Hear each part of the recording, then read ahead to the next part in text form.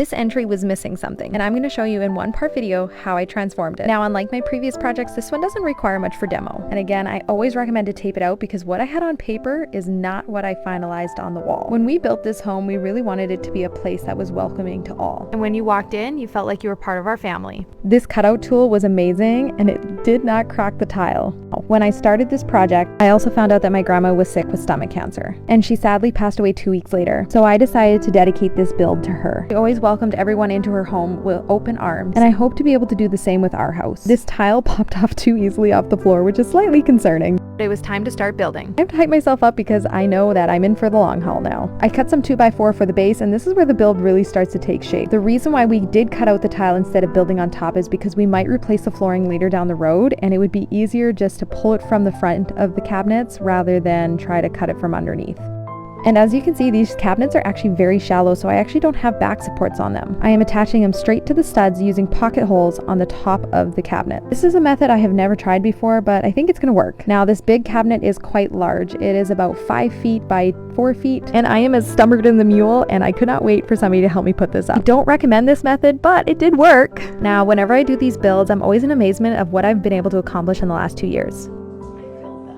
Now, because I'm removing the bench from the other side of the wall and putting in a table, I needed another bench. This is sort of a floating style bench, but it is attached to the side of the cabinets as well as the studs. Although very thin, it is very strong. My stubbornness kicked in again, and I was determined to get these shelves up on the top. And once those were up, it was time to start trimming out the sides of the cabinet. As you can see, the wall slightly bows, so leaving a little bit of a gap with the cabinet, but I will fix that later with the trim work. Could have scribed it as well. My intern decided he needed a little bit of a play break, which happened a lot during this build, which kind of slowed me down. Now, originally I wasn't going to have backing to this cabinet, but because of the slightly janky wall, I needed to hide the gap a bit more. And it didn't cost me anything because I had all these leftover boards from when I did board and batten. I had the electrical moved on this wall, so now it's finally time for me to get this cabinet up as well. Again, don't be stubborn like me and use your boot to lift the cabinet. Here you can see how I'm putting in the pocket holes into the studs from the top.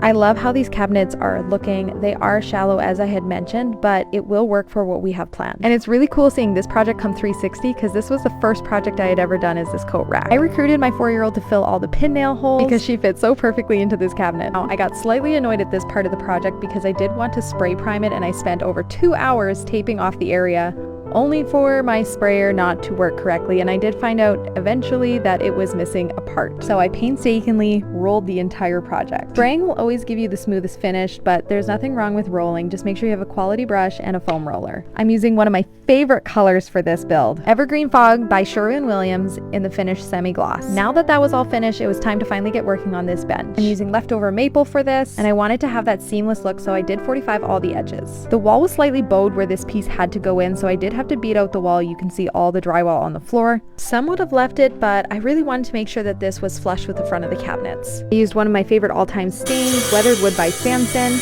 and now it was time to get started on this slat wall. I wanted a wood-on-wood look, which personally I had never seen before, so it was time for some trial and error. For this, I'm using a 1/4-inch birch plywood as my backer. The ceiling is not straight at all. This time I did decide to scribe it though. Wanted it to have a perfect fit. The second piece of plywood was a little more challenging to get in, and yes, there will be a seam, but I will hide that with the slats, as long as my math is correct. For the slats, I'm actually using a door trim. It was the cheapest available, but it also has a really nice smooth finish, and had some variations in the wood tone to give it some character. I spaced the slats with 3/4-inch spacer. Thankfully, to my surprise, the one slat covered that seam perfectly. I seriously love how this wood-on-wood look is turning out. Once this wall was finished, it was time to start working on the cabinets again. I had to build a second coat rack to put into the second cabinet because I had only made one when I first started my DIY journey. Then it was onto the doors. Now, with every single project, I have always built doors, but for this one, because of the scale of them, I did order these from the cabinet store. I am so surprised at how fast these actually came, and you can pick what type of wood that you want to use for it. I highly recommend that if doors intimidate you, check out the cabinet store. Their turnaround is quick and their quality is fantastic. My 4-year-old wanted to help paint, and I said, why not? Although I made sure to do the final coat, just to ensure it was a smooth application. But she was so excited to be able to do this. Now, here's something unexpected that I did not plan to do for this build. I could not find any handles that I loved for the scale of these doors. So I ended up taking leftover maple trim and built my own handles. And the scale and width is perfect for this. So let me remind you where we started.